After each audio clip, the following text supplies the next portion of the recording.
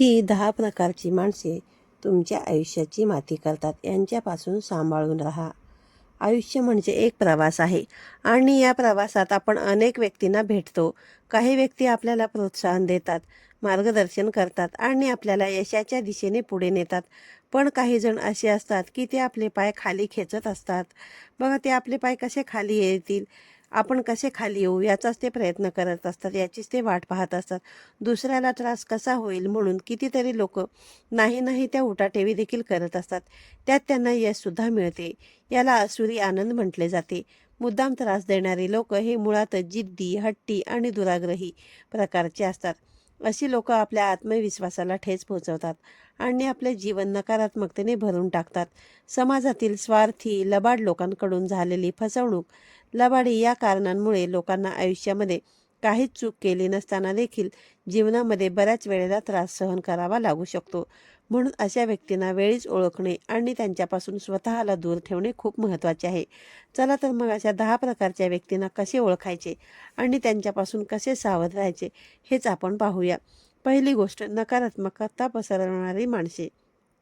या लोकांबरोबर तुम्ही बोलायला सुरुवात केली तर तुम्हाला असे जाणवेल की तुम्ही काही बोललात तरी या लोकांच्या संवादामध्ये वाईट, नकारात्मक किंवा आपल्याला चुकीच्या पद्धतीने विचार करायला लावणारी वाक्य असतात. अशा बघा व्यक्ती नेहमीच नकारात्मक दृष्टिकोन ठेवत असतात. त्यांच्यासाठी जगामध्ये काहीच चांगलं होत नाही. कुठलीही गोष्ट समोर आली तरी ती कशी चुकीची आहे याचाच विचार ते करतात. अशा व्यक्ती तुमच्या आत्मविश्वासावरती परिणाम करतात. त्यांच्या सततच्या नकारात्मक विचारांमुळे तुम्हालाही वाईट वाटू लागतं. अशा लोकांकडे एखादी समस्या सोडवण्याऐवजी ती कशी बिघडते असा सल्ला तुम्हाला मिळू शकतो.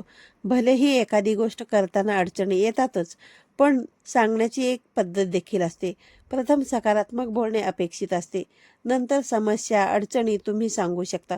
परंतु तुम्ही जर त्यांच्यासोबत जास्त वेळ घालवला तर तुमच्यातही नकारात्मक विचार येण्याची शक्यता वाढते. त्यामुळे अशा लोकांपासून दूर राहणे योग्यच आहे. दुसरी गोष्ट, तक्रार करणारी माणसे. तक्रार करणारी माणसे कधीच समाधानी नसतात. त्यांना कशातच आनंद मिळत नाही आणि ते नेहमी परिस्थितीबद्दल, इतरांबद्दल किंवा त्यांच्या आयुष्याबद्दल तक्रार करत राहतात. अशा व्यक्तींच्या सानिध्यामध्ये राहिल्यास आपण ही नकारात्मक विचारांच्या गर्तेमध्ये अडकतो. अशा माणसांच्या सततच्या तक्रारी आपल्यावरही विपरीत परिणाम करतात. असा अनुभव बऱ्याच जणांना कामाच्या ठिकाणी येत असेल. आपण कितीही चांगलं काम केलं तरी एखादा कुरकुर करणारा बॉस त्या कामामध्ये चुका काढून तक्रारी करीत असतो. एकत्र कुटुंबामध्ये राहणाऱ्या स्त्रियांनाही अशी सतत तक्रार करणारी माणसे नक्कीच भेटत असतील. यांच्यापासून अंतर ठेवून राहिल्यास आपल्याला समाधान आणि शांतता मिळेल. तिसरी गोष्ट, ईर्ष्या करणारी माणसे. ईर्ष्या करणारी माणसे इतरांच्या यशाला सहन करू शकत नाहीत.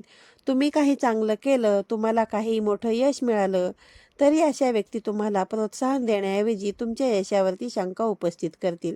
त्यांच्या दृष्टिकोनातून तुमचं यश जे आहे तर ते त्यांना क्षुल्लक वाटतं आणि त्यांचं महत्त्व कमी करण्याचा देखील ते प्रयत्न करतात. किंवा मग त्यांना वाटतं की तुम्ही काहीतरी गडबड चूक करून चुकीच्या पद्धतीने यश मिळवलेलं आहे.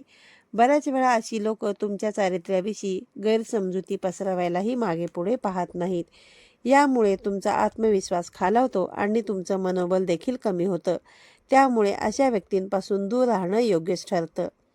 चौथी गोष्ट, स्वार्थी माणसे. स्वार्थी माणसांना फक्त स्वतःचं भलं दिसतं. त्यांना तुमची मदत हवी असते, पण त्यांच्याकडून तुम्हाला कधीही कुठलेही सहकार्य मिळत नाही. अशी माणसे तुम्हाला फक्त त्यांचा फायदा होईपर्यंत सोबत ठेवतात आणि काम झाल्यावर तुम्हाला ते अगदी सहजपणे बाजूला करतात. त्यांच्याबरोबर राहिल्यास तुम्ही कधीही समाधान मिळवू शकत नाही. जेव्हा गरज असेल तेव्हा ही माणसे तुमच्याशी गोड गोड बोलतात, पण एकदा का गरज संपली की मग तुम कौन और हम कौन. मग मागे तुमच्याविषयी वाईट बोलणे असो किंवा चुगल्या करणे असे, लावालावी करणे असो, चमचेगिरी करणे असो, अशी माणसे कुठेही मागे राहत नाहीत, कारण त्यांच्या दृष्टिकोनामध्ये फक्त स्वार्थ महत्त्वाचा असतो. पाचवी गोष्ट, निंदकी माणसे. अशा व्यक्तींना नेहमीच दुसऱ्यांबद्दल वाईट बोलण्यात रस असतो. ते सतत इतरांची निंदा करतात आणि अशा प्रकारच्या गप्पांमध्ये आपणही नकळत सामील होतो. निंदक व्यक्ती दुसऱ्यांच्या आयुष्यातील नकारात्मक बाबींवरती लक्ष केंद्रित करतात आणि त्याचं इतरांमधील कमतरता जी आहे ती हायलाईट करण्याचा प्रयत्न करतात. अशा व्यक्ती तुमच्या सकारात्मक विचारांवर देखील परिणाम करतात. त्यांच्या सततच्या नकारात्मक चर्चेत तुम्हीही अडकू शकता आणि यांच्यामुळे चूक नसतानाही तुम्ही खूप मोठ्या अडचणीत देखील येऊ शकता. म्हणून त्यांच्यापासून लांब राहणे कधीही हिताचे आहे. आणि जर कधी बोलण्याचा प्रसंग आलाच तर अत्यंत सांभाळून विचार करून या लोकांशी बोलावे. 6वी गोष्ट, कंटाळवाणी माणसे. कंटाळवाणी माणसे नेहमीच वैतागलेली असतात. त्यांच्यासोबत वेळ घालवणे एक प्रकारचा मानसिक त्रास असतो. त्यांना आनंद, उमेदी किंवा उत्साहाचा स्पर्श देखील नसतो. तुम्ही कुठल्याही विषयावर बोललात, कोणत्याही विषयावर जरी बोललात तरी ते कंटाळा आणि नैराश्य पसरवतात. पिकनिकला जाऊ म्हटलं तरी छान आनंद, उत्साह न दाखवता त्या ठिकाणी जाणं कसं धोकादायक आहे किंवा गेल्यावर कोणकोणते प्रॉब्लेम्स येतील हे ते चांगल्या प्रकारे सांगत असतात. मित्रांमध्ये गप्पा मारत असताना पण यांची चुळबुळ नेहमीच चालू असते. मला कधी कधी असा प्रश्न पडतो की सतत कंटाळलेली ही माणसे आनंद तरी नक्की कशातून मिळवत असतील. अशा व्यक्तींमुळे आपल्याला मानसिक त्रास होण्याची शक्यता असते. त्यामुळे अशा व्यक्तींपासून दूर राहणंच योग्य ठरतं. 7वी माणसे, अभिमानी माणसे. अशा माणसांना स्वतःच्या यशाचा फारच अभिमान असतो आणि त्यांना इतरांची किंमत नसते. त्यांना नेहमी स्वतःला श्रेष्ठ ठरवायचं असतं. त्यांच्या अहंकारामुळे ते इतरांच्या भावनांचा विचार करत नाहीत आणि त्यांच्या मनातील विचारच योग्य आहेत असं मानतात. त्यांच्या अहंकारामुळे त्यांच्याशी संवाद साधणं कठीण होतं. ही अभिमानी माणसे म्हणजे जास्त श्रीमंत माणसे. यांना गची बाधा म्हणजेच गर्वाची बाधा झालेली असते. ज्यांचं म्हणणं असं असतं की आम्ही जिकडे उभे राहिलो तिकडे बाकी लोक म्हणजे कोणीच नाही, आम्ही सर्वश्रेष्ठ आहोत, सर्वांनी आम्हालाच भाव दिला पाहिजे.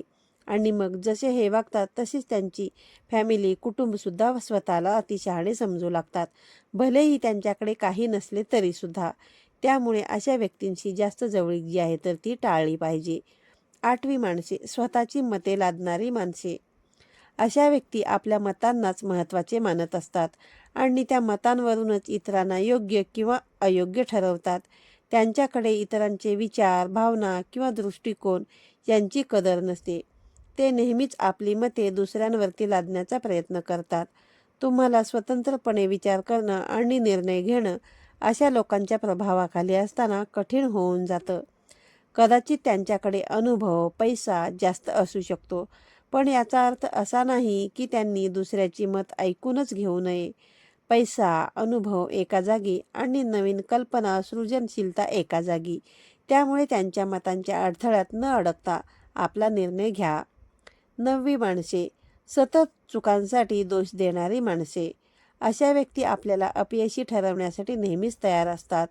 तुमचं कुठलंच काम योग्य झालं नाही असं त्यांना नेहमीच वाटतं आणि ते आपल्या चुका दाखवून आपले खच्चीकरण करतात. त्यांच्या या दोषारोपामुळे तुम्ही तुमचं आत्ममूल्य हरवू शकता. सतत चुका शोधणाऱ्या लोकांच्या सानिध्यामध्ये राहिल्यास आपला आत्मविश्वास खालावून जातो. म्हणूनच त्यांच्यापासून दूर राहणं योग्य ठरते. 10वी माणसे, संधी साधू माणसे. संधी साधू माणसांना फक्त आपलंच भलं हवं असतं. त्यांना तुमच्या भावनांची, गरजांची कदरच नसते, तर फक्त त्यांच्या स्वार्थाची चिंता त्यांना असते. अशा माणसांनी तुम्हाला फक्त स्वतःच्या फायद्यासाठीच उपयोग करून घेणं ही त्यांची मानसिकता ठरलेली असते. त्यांच्याकडून तुम्हाला कधीच खरं मित्रत्व मिळत नाही.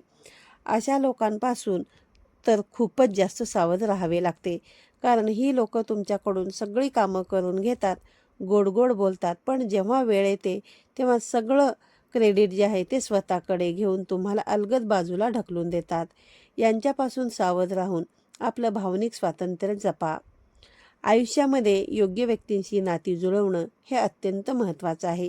ज्या व्यक्ती तुमच्या जीवनाचा खेळ करतात त्यांना ओळखून त्यांच्यापासून सुरक्षित अंतर ठेवणं हेच आपल्या सुखाचं गमक आहे. अशा व्यक्तींपासून जपून राहिल्यास आपण आपली मानसिक शांतता आणि प्रगती साध्य करू शकतो. सर्वात महत्त्वाचं म्हणजे अशा व्यक्तींना शक्य तितक्या लवकर ओळखता आले पाहिजे.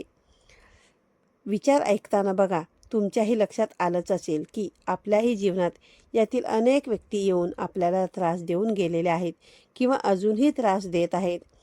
जर अशा व्यक्ती ओळखल्यावर त्यांच्याशी सीमारेषा आखणं महत्त्वाचं आहे. त्यांच्याशी संवाद साधताना स्वतःच्या विचारांवरती ठाम राहा आणि त्यांच्या नकारात्मकतेला आपल्या आयुष्यामध्ये थारा देऊ नका. योग्य वेळेस त्यांना सौम्यपणे विरोध करा आणि आपले विचार स्पष्टपणे मांडून त्यांच्यापासून सुरक्षित अंतर ठेवा. तरच तुमचं जगणं सुसह्य होईल. दररोज बघा आपण अशाच नवीन आणि सकारात्मक विचारांसह भेटूया. आजच्या व्हिडिओमध्ये एवढंच. आजच्या व्हिडिओमधले ही विचार तुम्हाला आवडले असतील तर व्हिडिओला लाईक करा, शेअर करा. पुन्हा भेटूया अशाच एका नवीन आणि माहितीपूर्ण व्हिडिओमध्ये. स्वामी महाराजांच्या कृपेने तुमच्या मनातील सर्व इच्छा, चांगल्या इच्छा, आकांक्षा पूर्ण होत तुम्हाला सुख समृद्धी लाभो ही स्वामींच्या चरणी प्रार्थना करते आणि आजचा व्हिडिओ इथे संपवते. पुन्हा भेटूया अशाच एका नवीन विचारांसह. तोपर्यंत सर्वांना श्री स्वामी समर्थ.